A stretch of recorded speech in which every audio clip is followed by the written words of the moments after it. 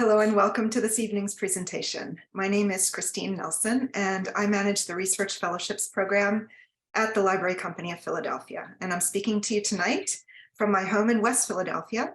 And I'm happy to have the opportunity to introduce our presenter, Dr. Daniel Diez Couch, who is Associate Professor of English at the U.S. Air Force Academy in Colorado, where he teaches 18th and 19th century American literature.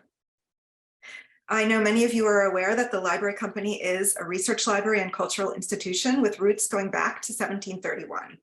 And so for close to 3 centuries, we have existed as a community of readers, of which you and our speaker tonight are a part. Tonight's talk is one of many events that we host online and in person on topics related to the history and culture of the United States and the Atlantic world before 1900. And many of our guest speakers have made significant use of the Library Company's collections in that area as they've developed their research, and that's certainly true of Daniel Diez Couch.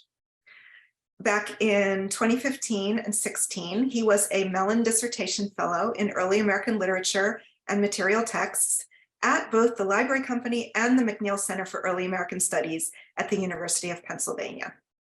And while he was in residence, he conducted research for his first book, American Fragments, The Political Aesthetic of Unfinished Forms in the Early Republic, which he's going to talk to us about tonight.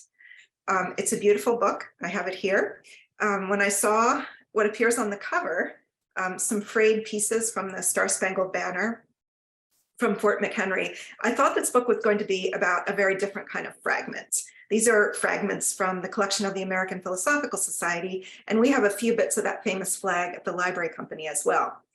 But as I understand it, Daniel is not going to be talking about frayed threads. We will hear in a moment about a significant type of fragment in American literary and publishing history that is the subject of his book. We also wish Daniel the best with his new project, which examines the history of characters, broadly speaking, in American literature in the late 18th and early 19th centuries. To those of you who are joining us live tonight, feel free to enter any questions you have either in the chat or in the Q&A function, and I'll be glad to share those with Daniel at the conclusion of his presentation. Captioning is available. I believe it's turned on now, but you can turn it off or back on as suits your needs.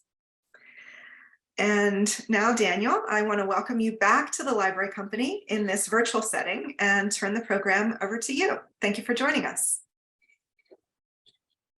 Thank you so much, Christine. It's really excellent to be talking to this audience. And yes, as you pointed out, the fragments, the frayed threads are more metaphorical than literal in today's talk. I'm going to go ahead and share my screen. And I'm going to turn off my camera and I will see you at the end of your presentation. Lovely. Okay. Can we all see that, hopefully? Oops. Yes, it looks good. Okay, excellent. All right. Okay, so I want to thank you all for being here, and especially a huge thanks to Allison and Christine for their organizational labor. I'm really excited to talk over my recent process on American Fragments with you all, and of course to hear any thoughts that you all might have. So I'll start off with a sort of discussion of how the project came to be. One of the sort of important aspects of this project was at the Library Company. I'm going to sort of focus on one of those examples today. And I'm going to go over that example to give you a sort of finer grained sense of how the book works.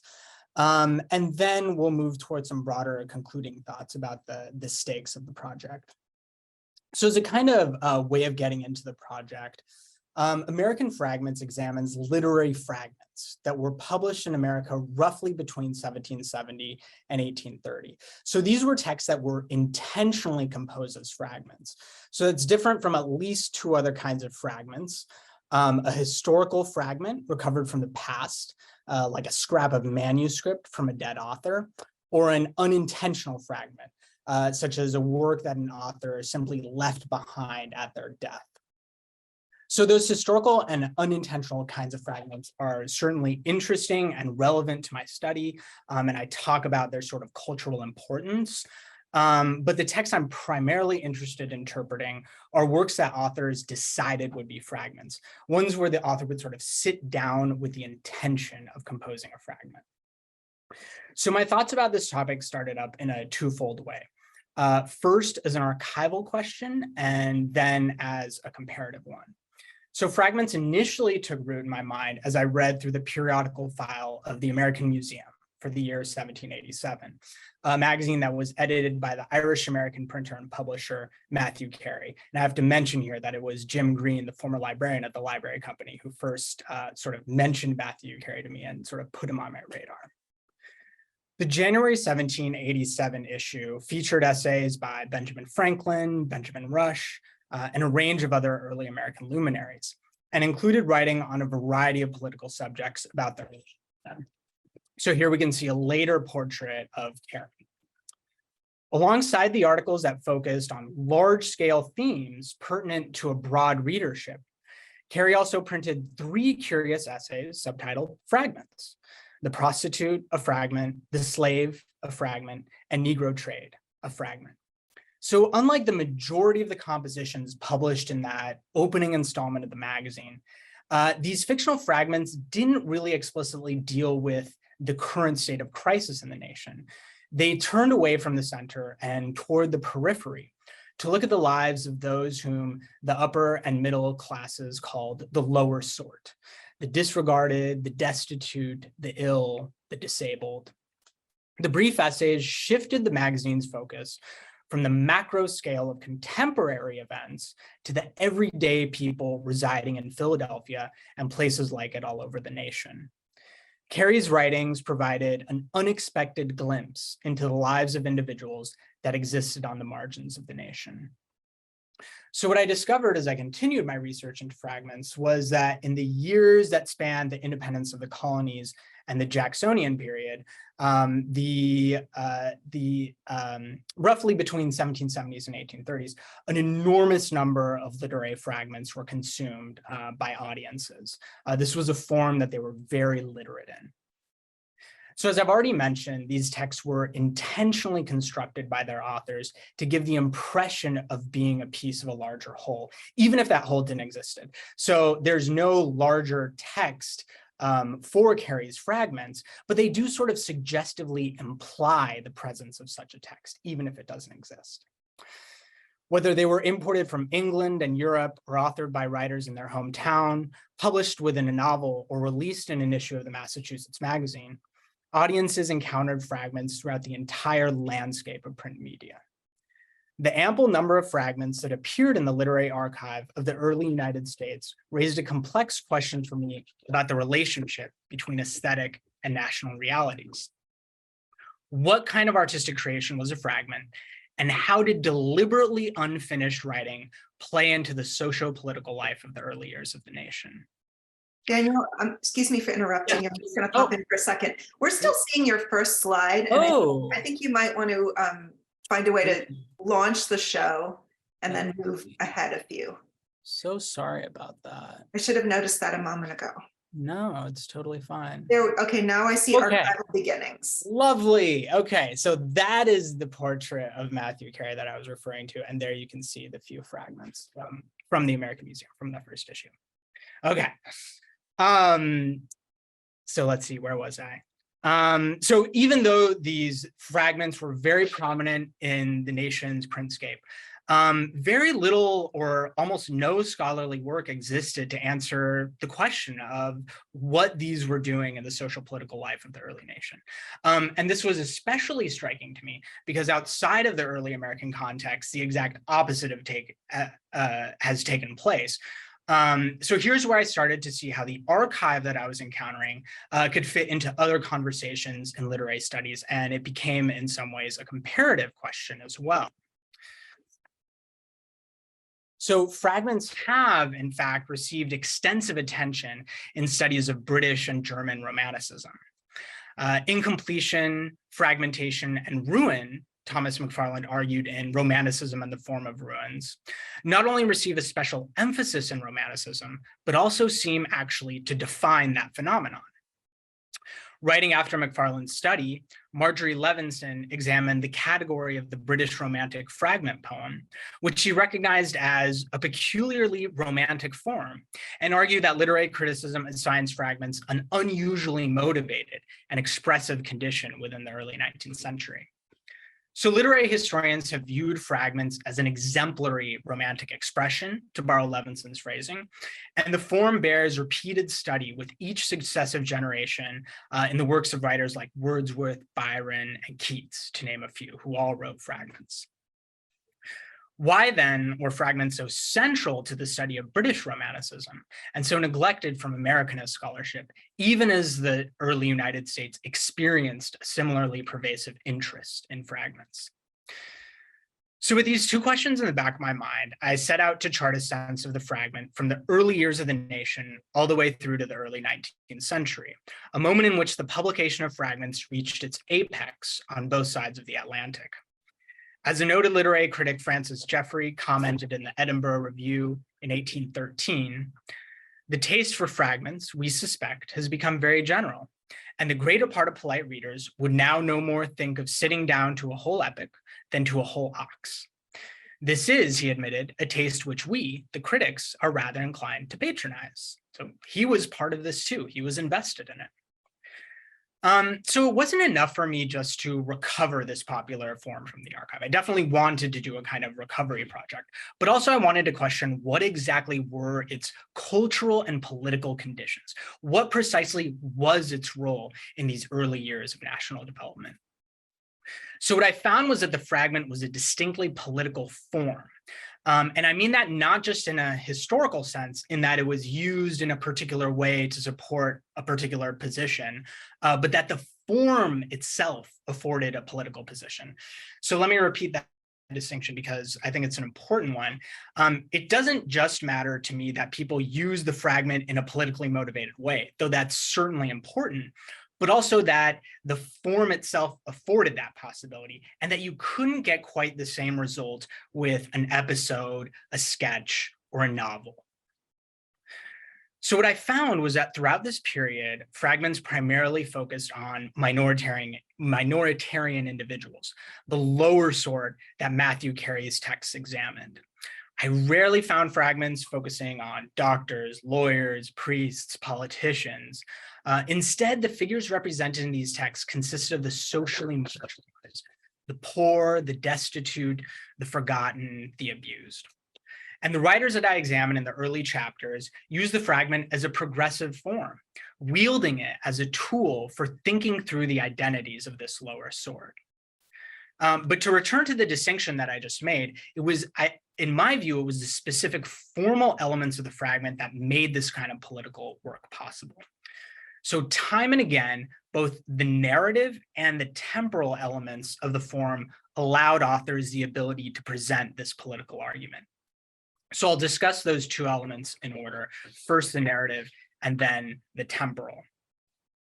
So in narrative terms, the unfinished quality of fragments enabled audiences to conceive of newly imagined wholes that could complete the broken part. So readers who encountered the form found texts that began in medias res, lacked parts in the middle, and closed without a proper ending. And these attributes were often represented visually on the printed page. So here we can see how in this particular fragment, which is one example from many I could have selected, it sort of begins in the middle of things, and that cutoff part is represented visually by a set of 5 asterisks, and it also ends inconclusively. So sort of both ends of it are undefined, both narratively and visually, which indicates that for us.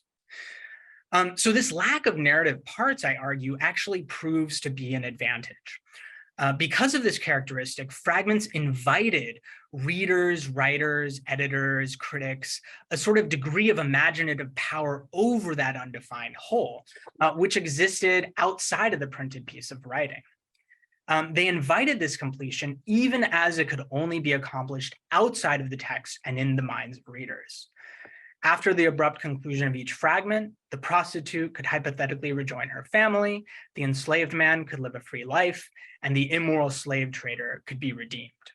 So in this way, the narrative and the visual structure of fragments generated a spectrum of different possible completions in the construction of identity. So in addition to this narrative element, the form also has an important temporal element, as it designates a sharp rupture that takes place in the past, and it also offers a possible reattachment to a whole in a future. So after all, a fragment, the sort of sense of it implies that it was broken off from something in the past. And by the same token, that implies that it can be reattached to something in the future. So the result then is that we have a form that simultaneously invokes the past and the present, moves in both directions. More often than not, though, writers place an emphasis on the latter, on the future, thinking through how marginalized individuals could be completed or made whole sometime in an indeterminate future outside of the text. So we can start to see then how the narrative structure and the temporal elements of the fragment worked hand in hand, the narrative and visual incompletion of the text folding into the way it pointed towards the future. So through the investigation of the form of fragments, that which Samuel Otter calls the disposition, contour, structure, and specificity of a work, which opens questions about the relations of parts to wholes, my readings throughout American Fragments seek to demonstrate the ways in which writers used art to reshape the kinds of statements and ways of being that were possible in the political sphere.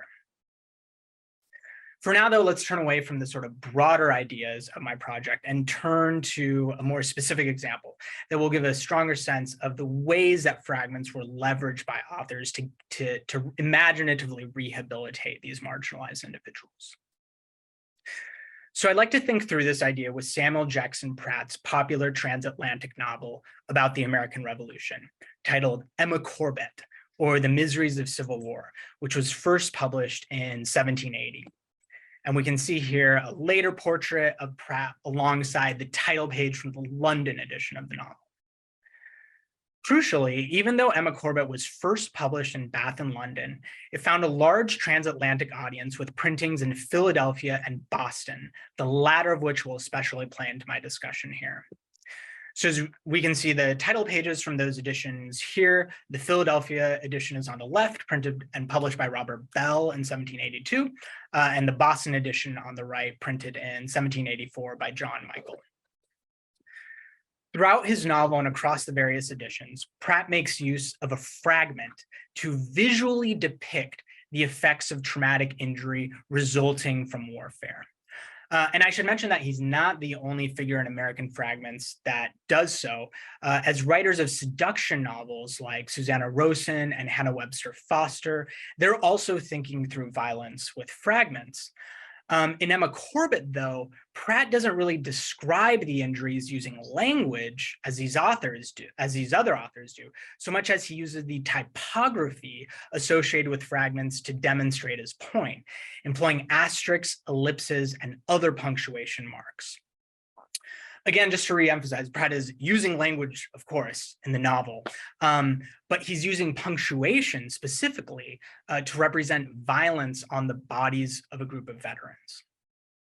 So punctuation marks were, of course, used by 18th century writers going back at least to Jonathan Swift to mark their texts as fragmentary. Here we can see an example of from Swift's 1704 Battle of the Books, in which he's using rows of asterisks to indicate a fragmented text, to indicate the sort of parts that are missing there. So Pratt is building on this tradition from Swift and others, but he's also altering it, not just using punctuation to show a partial text, but using it to represent a partial body too, homing in on the way that survivors of war often exist in a literally fragmented state with their bodies missing limbs. So I'm just going to give a brief framing of the novel while we have those American title pages back on the screen, and then we're going to move into a discussion of the fragment specifically. And the fragment is presented as a kind of inset story separate from the main events. It's provided in a letter from one of the characters to another. So the whole novel is an epistolary novel, and then the fragment that I'm going to be talking about is included in a letter that one character writes to another. So at the start of the novel, the main character, Emma Corbett, feels caught between her father, Charles, and her suitor, Henry Hammond. The former supports the American side of the revolution, and the latter wants to go to the colonies to fight for England. Emma's caught between the two, and there's a lot of back and forth drama that occurs, with her father telling Emma that she's no longer allowed to marry Henry, while at the same time she's worried for Henry's physical safety as he's crossing the Atlantic to fight for the British. In the midst of these events, a friend of Emma's named Caroline Arnold writes her a letter and encloses a transcription of a story in the envelope. The account is titled A Military Fragment, The Carbines. Caroline believes, mistakenly, that the tale told in the fragment will comfort Emma and assuage the pain she feels after being separated from Henry. Caroline introduces the fragment by noting that for her, it demonstrates how humanity and bravery are nearly allied, and the tender husband and good soldier often form the same character, though they cannot always exert themselves in the same moment. But this naive interpretation of war does very little to mitigate the anxiety that Emma feels on Henry's behalf. After reading a military fragment, Emma reacts by saying, "Oh, what does your Caroline's fragment prove? But that war, at best, is terrible as glorious." Through her emphasis on the terrible nature of war, Emma clearly expresses the fact that the text she receives from Caroline contradicts the reassurance her friend seeks to provide. And I contend that Pratt would push us toward Emma's reading, one that highlights the violent nature of conflict.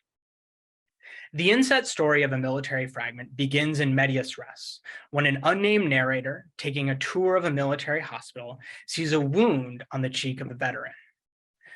The narrator states that he observes a tear upon the cheek of the person appointed to show me the hospital, a description that initiates an ambiguous relationship among the bodily tear on a wounded person, the sentimental eyes tear that provides sympathy for the veteran, and the textual tears that make the tale a fragment.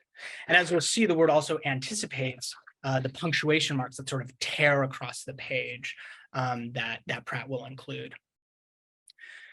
After the narrator of the fragment asks about the man's cheek, the hospital guide introduces him to the narrator as Julius Carbine and takes him to another hospital room where he presents his nieces, nephews, and his elder brother, Nestor Carbine.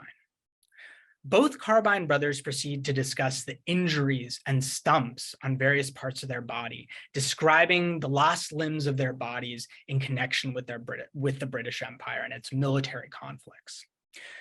Crucially, as I've been mentioning, Pratt is relying on a typography to demonstrate the partial presence created by the former existence and current absence of their arms and legs. When Julius explains his relationship with his brother, he comments on the history of their upbringing. And this version is taken from the London edition, and we're going to take a look at one of the American editions shortly. "We slept in the same cradle and were nursed up for the service. Our little arms." He flourished a stump which projected about 4 inches from the right shoulder. "Our little arms." But I begun the matter wrong and prematurely. For before I relate the account which Carbine gave of himself, I should offer some description of his person as well as that of his brother Nestor. It is the stump of Julius which reminds me of this. Pratt's typography here extends beyond the spoken to the physical. In the Bath edition, the London edition, and the Dublin edition, all of which use almost identical impressions, the printers use extended dashes after arms, shoulder, and the repetition of arms, as we can see here on the slide. And this wasn't entirely uncommon in 18th century text to have these long dashes, but we can see sort of the significance of it when it's placed right next to arms, shoulder, and arms. And even more importantly, these extended dashes change when the book is reprinted in America. Michael's 1784 Boston edition, which we can see displayed here for us in detail, takes the suggestion provided by the versions published across the Atlantic and extends the dashes even further. interrupting the space of the page and presenting the reader with a graphic representation that hangs off the end of the arms. The typographical gestures begin in London, but the novel travels to revolutionary Boston, where a consciousness of war reinscribes the physical and emotional pain of the injured soldiers, creating what I call in my analysis a typographical prosthesis on the page. Emma Corbett's republication in Michael's print shop embellishes the typography of the original edition and turns an already anti-war novel into an even more dramatic representation of political protest. In this moment, Pratt's text is explicitly signaling the physicality of the body. The specificity of the comment that the stump projected about 4 inches from the right shoulder provides a discrete sense of how the soldier's body occupies the space of the hospital room and the narrator's visual field. But Pratt isn't just relying on quantitative measure of the body here. He's also opting for a representational approximation. The mention of the little arms refers to multiple elements that span the Carbine brothers' lives. The arms the veterans had when they were children, the weapons they used to fight in the wars of the British Empire, the limbs they lost in service of that empire, and the little arms of their stumps. And even more so, the little arms also signify the dashes that are extending outward from the lines of the text and reaching out into the white space of the page. So using this punctuation, Pratt and the printers of Emma Corbett work out a typographical prosthesis for the disabled veterans, with the dashes roughly imagining the way human arms or stumps project into space and take up room, or the way the veterans might remember the space of their arms as they slept in the same cradle before they lost them in combat. Taking the veterans out of the sick room, Pratt moves them onto the reading page instead, creating a new architecture of physicality for the wounded individuals.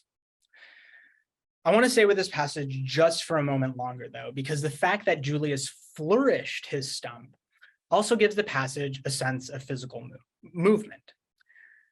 So let's pay attention to the word flourish for just a moment and how it was used in the period and how we could interpret it here.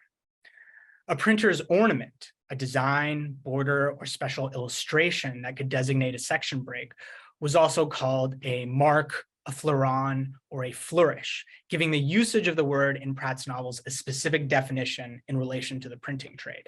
So here we can see an example from the early 19th century from one of my favorite oddities of the period, Timothy Dexter's A Pickle for the Knowing Ones. This kind of ornament would be very typical in 18th and 19th century printings, and it's found in countless places. This is just one example for us to look at. While printers' flourishes were typically more elaborate than an elongated dash, and usually referred to elements of design, as we can see in the example here, the representation of the bodily flourish through the typography of dashes reveals Pratt's reliance on the imaginative and aesthetic potentials of ink. Instead of presenting Julius and his brother in a static, corporeal state that restricts the connotations of their disability, Pratt opts for a kinetic, visual depiction that moves them outside of language and provides their figures with a gestural component, a flourish. So by way of closing my discussion of Emma Corbett here, I'll bring in one final point that speaks to the fragmentary nature of this inset chunk of text that's contained within the novel. The wounds on the bodies of the Carbine brothers extend to the structure of their story as well, because the tale that they tell does not survive in a complete form. So we can think of it then as the missing body parts of the soldiers aligning with the missing textual parts of a military fragment, bringing body and text into some kind of correspondence, but a correspondence through absences. In the middle of Julius's narration, an unnamed editor writes the following: "Here the fragment is torn." And on the left side here, we have the Philadelphia edition, which uses dashes to represent this tearing. And on the right side, we have the Boston edition. And I'm going to throw up a detail of them in the next slide here so you can see it more closely. After that initial tear of "here the fragment is torn," the story continues. But only a few lines after that first interruption, the editor again mentions a gap, a second rent in the fragment. And you can see that at the bottom of the Philadelphia edition, which is the top image there. In this way, the title of the story, A Military Fragment, not only refers to the broken, missing body parts of the Carbine brothers, but also to the shape of the text itself, which visually breaks off from the narrative, begins in medias res, and contains typographical gaps that prevent the transmission of a full story. Like the bodies of the soldiers, the body of the text needs its own prosthetic that memorializes lost passages. And all of the printers of Emma Corbett strive to visually emphasize the gaps in the story. The fragment as a form then serves an important purpose for Pratt and his editors. It offers a mode which provides for the representation of absence, for the depiction of missing parts, whether those be bodily or textual. In Pratt's hands, the fragment affords a means of visualizing through typography a way of conveying absent body parts, opting to think through the effects of violence in a figurative vein rather than a descriptive one. So in using a graphic representation rather than exclusively a linguistic one, I think that Pratt's using an approach that allows for the perception of absence more distinctly, providing a clearer avenue for thinking through the identity of the veterans.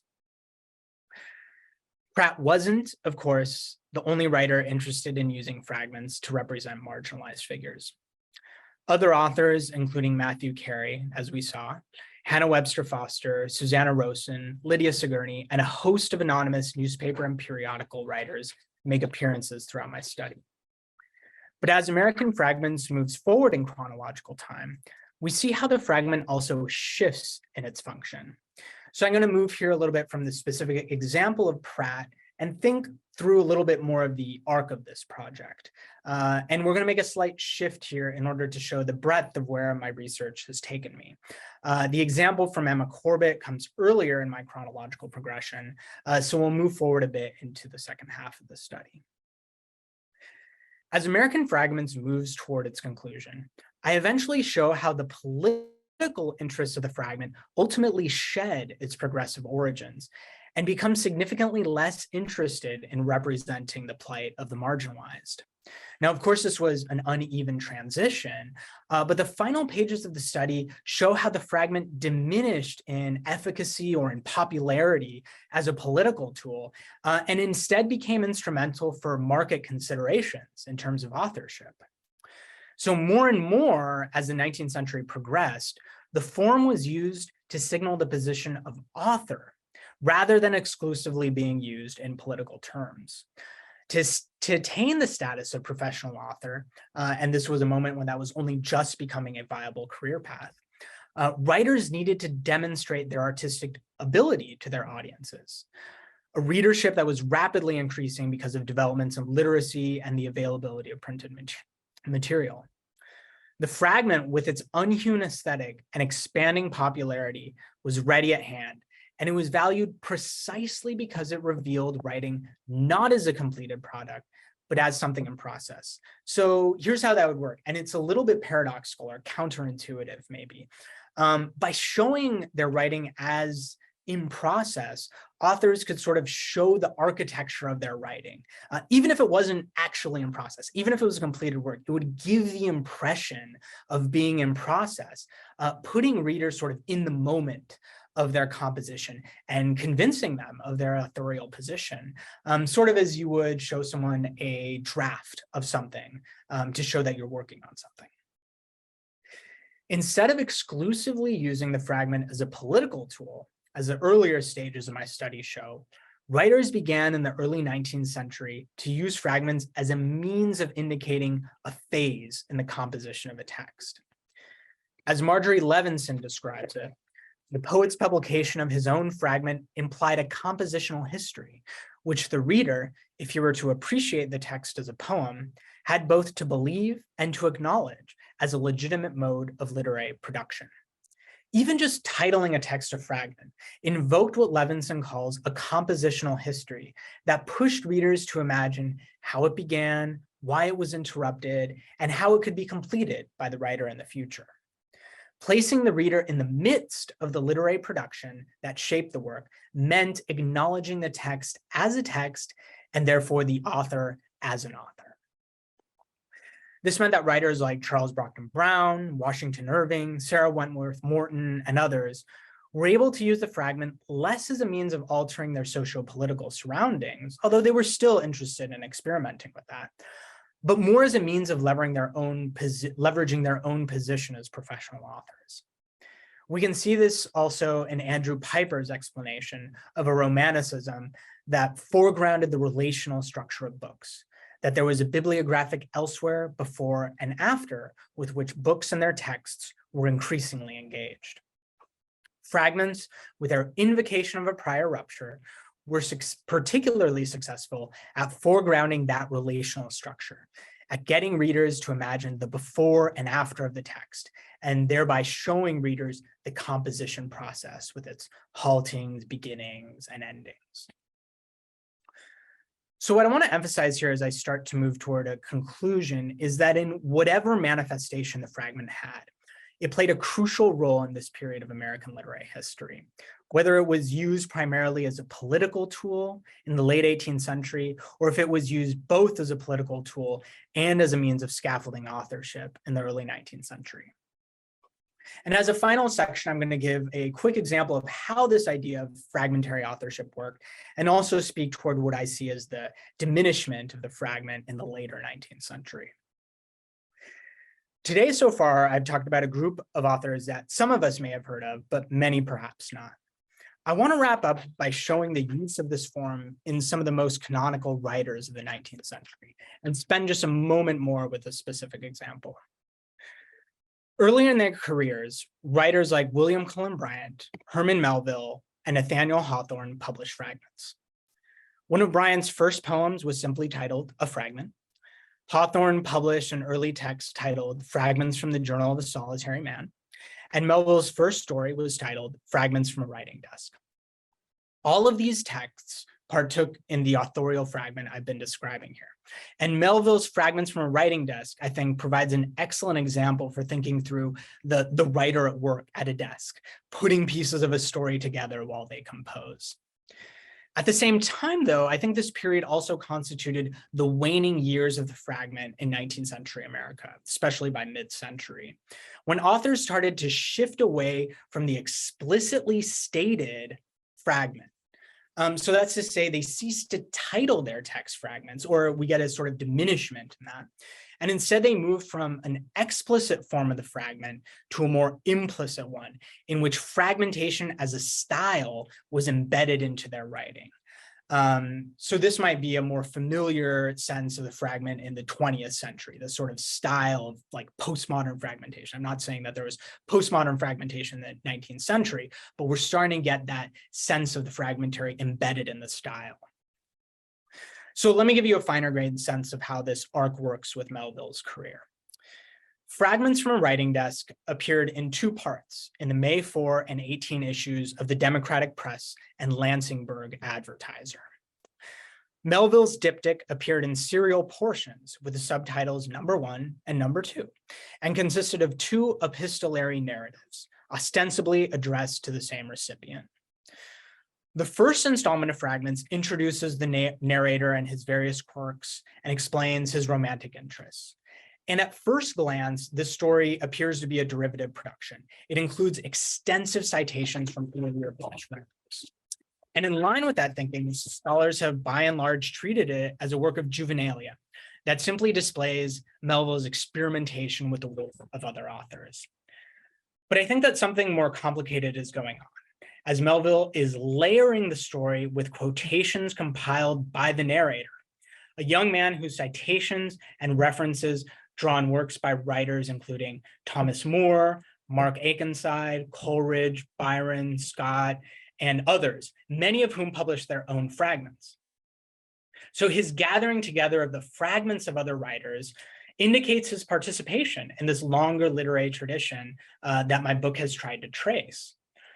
Pivoting from the explicitly political fragments of writers like Pratt, Melville moves toward the writerly fragment, as the writing desk in the title and the use of all these quotations, almost taken out like a commonplace book, like these little fragments, all stress the compositional elements of the story. he's using the tale to buttress his early authorship by depicting the underlying essentials of writing, sort of what Washington Irving would call in the sketchbook, the art of bookmaking. Later in his career, however, the categorical attention to the form diminishes. He ceases to title works with the word fragments. Fragmentation becomes thematized in his writing in the place of being presented as an ordering element of the narrative, a feature that we can see in Moby Dick. The text famously begins with two introductory sections, etymology and extracts, that are respectively attributed to a late consumptive usher to a grammar school and a sub-librarian. Just incredible descriptions. In its first pages, Moby Dick considers how fragments of literary works can be woven into the very texture of a novel. The compilation of quotations, so both the etymology is the etymology of the word whale, and extracts are different extracts from works about the whale. The compilation of quotations that begins Moby Dick extends and renegotiates the formal claims of fragments from a writing desk. Through the scope of Melville's career, then, we can see the transition from the explicit fragment in the title to the implicit stylistics of fragmentation. Just as in Melville's later career, some of the most famous authors of the era, Ralph Waldo Emerson, Walt Whitman, and Emily Dickinson, may not have written fragments per se, but their compositions have been decidedly described as fragmentary. Digressions, interruptions, and incompletions constitute the primary traits of their writing, even though their works might not overtly state that in the title. These writers are, as I hope my book shows, indebted to an energetic and popular literary tradition that span both sides of the Atlantic. We can see each of these thinkers working through these ideas. In Emily Dickinson's poem, To Fill a Gap, she considers how fragments enlist an irresolvable suspension. To fill a gap, insert the thing that caused it, block it up with other, and 'twill yawn the more. You cannot solder an abyss with air. The transformation of the fragment throughout the Romantic period, its migration from a form used to represent the lower sort in a politically progressive way, to one that writers employed to convey a sense of authorship, and finally to its subtle integration within the style of a text, recommends an avenue for rethinking the writers and literature of this period. Through the lens of the literary history of the fragment, the texts of our most famous names become less grounded in coherent, stable, and unified narrative structures, and more distinctly engaged with the partial, the incomplete, and the fragmentary. This viewpoint, I think, should encourage critics to study the ways in which writers intentionally opt for the aesthetics of unfinished forms over and above complete ones. The way transcendentalists like Ralph Waldo Emerson found truth in gleams and fragments. The marked obsession poets like Walt Whitman had with the creation of beautiful dripping fragments, or how the literature surrounding the Civil War was suffused with the remains of violence and moldering battlefields left behind. In our search to create logical narratives that provide a satisfying historical wholeness, I think we've often missed how these fragmentary elements offer an equally important framework of understanding. American Fragments strives to tune ourselves to the process by which 18th and 19th century American writers drew on and transformed the formal complexity of the fragment. Such an analysis hopefully allows us to fill more clearly the gaps in our own accounts of the making of American literature. Thank you. Thank you so much, Daniel, for talking to us about your work on American Fragments. I see the questions are already starting to roll in. So thank you to our guests who've posed questions. If anyone else has any, feel free to enter them in the chat or in the Q&A boxes, and I will pose them to Daniel. But I'm going to get started.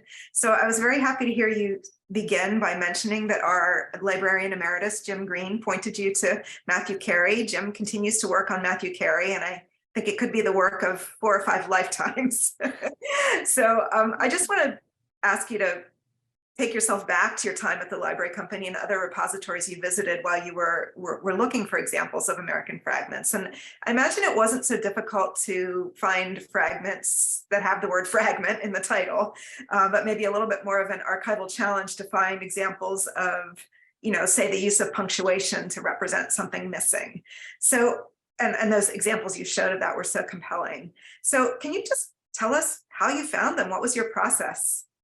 Absolutely, yeah. I mean, the first step, of course, at both the library company and other archives and libraries that I've been to was to talk to the librarians about it and sort of like see what they had to say about this topic. And of course, I had so many ideas from librarians at the library company and elsewhere.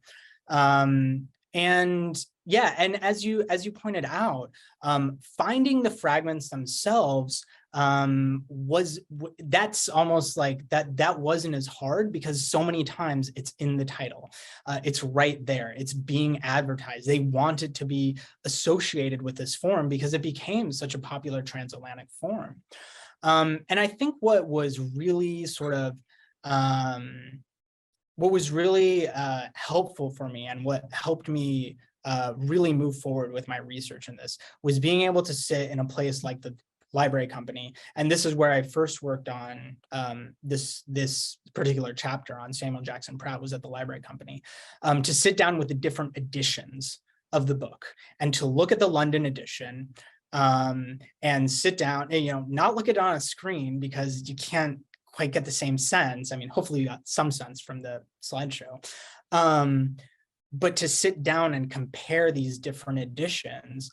And I remember sitting down with Jim Green and him showing me exactly how you can tell that, oh no, this one, you can tell that the same plates were used for this one because there's an imperfection in the letter A. And so you can see that imperfection in this edition and in this edition. And sort of being able to sort of sit down and look at these various editions and see how the fragment is sort of manifested differently in each one of these. And I mean, that's really, to me, what I learned by being in that room. Thank you. Always good advice to start by asking the librarian. And also, thank you for highlighting the importance of looking at the physical objects and looking at different editions side by side, which is something that can be done well at the library company. So let me turn to some questions from some of our guests. We have a visitor who says, fabulous book, and would like to know, how much do we know about the role or agency of the compositors, printers, et cetera, in creating the texts and flourishes therein? Yeah, that's an excellent question. I can especially speak, especially with my chapter on Pratt, that's where I probably spend the most time thinking about typography and the flourishes. And in that case, we do know that Samuel Jackson Pratt himself was working in a print shop in Bath on Melmoth Street. So he was very likely closely involved with the process of, setting the type for his own book. And so the Bath edition is the one that comes out first, and then the London edition and the Dublin edition follow very quickly thereafter. And they use the same plates, it looks like. As for the American editions, it seems like they, most likely got these pirated editions of Emma Corbett, and then at that point followed it insofar as they wanted to, embellishing it, expanding it, probably using the type that they had available, and letting that determine whether they're going to use dashes or asterisks. That's my general sense of how a decision like that would be made. But in the case of the Bath edition and London edition and Dublin edition, it's very, I don't know for sure, but it seems highly probable that Pratt himself was directly involved with the setting of the type. And that's the version that the American editions are based on. Great, thank you. Well, I'll turn to the next question, which is about Tristram Shandy, which is the first book, certainly, that I encountered that employs some of these typographic innovations that you talk about. So the question is, does your study of fragments discuss Tristram Shandy, which included typographical innovations, type used for illustrative purposes, and short pieces and endless digressions? There's a second part of the question, but let's start with that. So I do talk about a sentimental journey in the book. I do not talk about Tristram Shandy, but you're right. Lawrence Sterne is sort of one of the center points for thinking about the fragment in the British 18th century. I tried very consciously in this study to think about the British literary tradition and fragments, but also to chart out a different course. Because there's been really great work done on the fragment in 18th century British literature. So a wonderful book by Elizabeth Wanning Harries, The Unfinished Manner, and then Levinson's book as well, sort of reaches back to the 18th century as it's thinking about Romanticism in the fragment.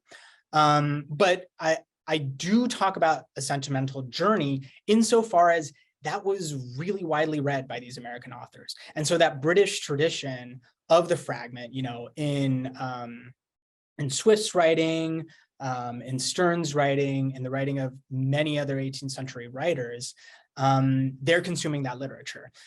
They're getting that literature from abroad, especially by the later 18th century. And so it's part of their consciousness as they're composing these fragments. The Sentimental Journey, especially, I think, had a higher circulation than Tristram Shandy, I believe, in the early U.S.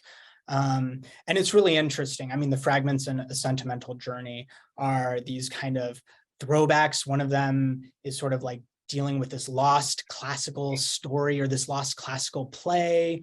And one of them is a scrap that Yorick finds. It's great. It's like this, it's a fragment of a story that he finds. It's like a piece of bread or cheese that like a newspaper is wrapped around. It's this oily newspaper, and he kind of like unfolds it and like reads through this story. It's just this wonderful scene of like the materiality of a fragment matching on to the form of the literary form of the fragment. But yeah, that was certainly part of their background as they were composing these. Great, thanks. So here's a question relates to something that was on my mind too, the relationship between fragments and excerpts. So the question is, does your study of fragments consider the early practice of writers to keep commonplace books, excerpts of writings from various sources that interest the writer and may be useful in a fully realized work? Yeah, absolutely. So one of the other texts that I work on in one of the later chapters is Charles Brockden Brown's Edgar Huntley. This was another place. Your favorite early writer? Charles Brockden Brown? Yes. He's certainly, yes. I mean, he's incredible. He's so weird. He's so strange. It's always a circus with Charles Brockden Brown. Okay. This was at the library company. I sat down with the novel version of Edgar Huntley, which is one of his kind of 4 major novels that was published over the course of 2 years. And then there's also a magazine excerpt from Edgar Huntley that Charles Brockden Brown publishes in the Monthly Magazine, which was the magazine that he edited. And what's so wonderful, so this would have been typical or very common practice for a novel, right? You publish an excerpt in advance of the publication of the novel to kind of get some interest, so that people know what's happening, so that maybe they'll buy a copy of the novel. A little sort of advertisement. What's so wonderful about this moment in the magazine, though, is that he calls it an excerpt from Edgar Huntley, but then the title of it is a fragment. So we have those 2 keywords in close connection with each other. And I actually see them as pulling on one another, right? An excerpt, especially in the editorial sense of taking an excerpt, is sort of something that is chosen, that's selected, that is sort of a thought out portion, right? And fragment, even if it is that, Brown selected that portion, it sort of tries to give the impression that it's not, right? That it's this haphazard, broken off thing that someone found, that someone sort of scribbled off, right? So I see those 2 words as working in a kind of productive tension with one another, especially in this moment where Brown is invoking both of them at once. Well, that's the last question from our guests. So I'm going to finish with one. So as I told you, I spent many years as a curator of literary and historical manuscripts. So when I saw the title of your book, I thought of those other kinds of fragments that you mentioned at the beginning. Maybe a work that got torn up and dispersed, like the pieces of this flag, or a manuscript that was left unfinished. And I know that's not the subject of your book, but there's something about encountering the physical presence of absence that I want to ask you about. So I'll give an example from my experience. I spent a lot of time with the Journal of Henry David Thoreau, and as you probably know, he kept that journal for many years.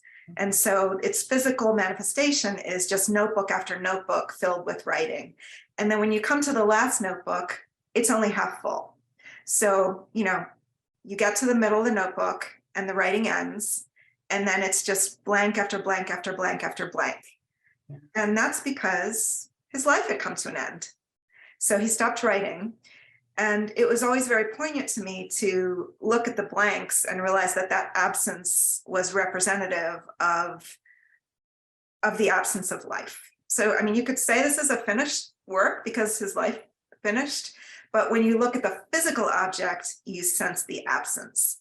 So I just wanted to ask you to talk a little bit about, your experience as a reader encountering the physical presence of absence, whether it's with all those dashes or asterisks or all those different markers of what's missing. And how does that feel when you're encountering that on the page? How does that affect your experience of American Fragments? That's a great question. I love the your reading experience of Thoreau's journal sounds, so striking and really evocative in a kind of, in a way that sort of like is generative of this absence of his life. I think as I encounter those kinds of absences in my own reading and sort of think through them, both in printed material and in sort of some of these historical fragments that are being published, which I'll say a word about in a second. There really is a kind of, I think that the impulse, the desire is to want more, right? Is to sort of think, okay, well, like what could have been said here? How could this have been completed? How might this portion that's missing be finished? And I think it's, on the one hand, I think the authors want us to have that feeling. That's almost like a natural human urge. Yes. But on the other hand, I think like it's important to try to sort of restrain that in a way and sort of let the fragment sort of be, let that absence sort of exist. This was, your Thoreau example made me think in the early 19th century became a really sort of almost a genre unto itself of publishing posthumous fragments. So actually Sterne is a huge example of this because of course he died while he was writing A Sentimental Journey, and he had all these unfinished notes and papers and manuscripts. And so there almost became a cottage industry of publishing posthumous fragments by Sterne. It would be like a new expanded edition. And so in a way, they became almost a marketing tactic there. And of course, I'm not against that. I want to read all the Sterne, but there is a way in which fragments ask us to almost resist that impulse and to sort of like think through or be with the kind of absence that's being presented to us. Well, I think that's a good point to end on, to allow the absence to be present. So thank you so much for sharing your research. I learned so much from you. This is a wonderful book. I believe there is a discount code in the chat if you'd like to purchase it from Penn Press. And I want to thank everyone for joining us tonight for this talk by Daniel Diez Couch. And thank you, Daniel, so much for coming back to the Library Company in this capacity. Thank you so much, Christine. It was really a pleasure.